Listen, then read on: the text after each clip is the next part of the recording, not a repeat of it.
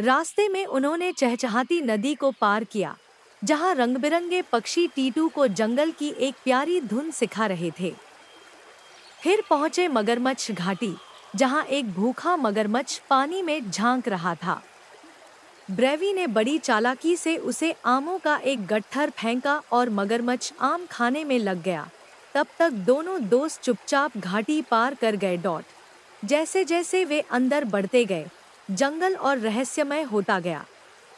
उन्होंने फुसफुसाते पेड़ों का जंगल पा जैसे जैसे वे अंदर बढ़ते गए, जंगल और रहस्यमय होता गया।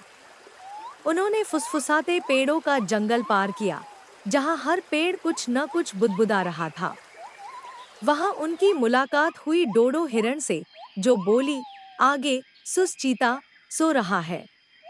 अगर वो जाग गया तो तुम्हारा पीछा करेगा। बहुत गुस्सैल है वो। ब्रेवी ने टीटू को अपनी पीठ पर चढ़ाया और दोनों धीरे धीरे आगे बढ़े। लेकिन तभी टप, टीटू का पैर एक सूखी लकड़ी पर पड़ गया और चर की आवाज हुई। पास ही झाड़ियों में सोता हुआ चीता आंखें मसलते हुए उठ गया। उसकी लंबी मूंछें हिलने लगी और वह गुर्राया, कौन है? टीटू कांपने लगा, लेकिन ब्रेवी घबराया नहीं।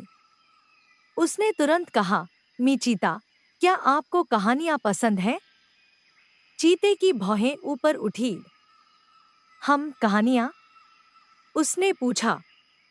ब्रेवी ने मुस्कुरा कर कहा, तो सुनिए, कछुआ और खरगोश की कहानी। ब्रेवी ने इतनी प्यारी तरह से कहानी सुनाई कि चीता सुनते सुनते जम्हाई लेने लगा और कुछ ही मिनटों में दोबारा खर्राटे लेने लगा।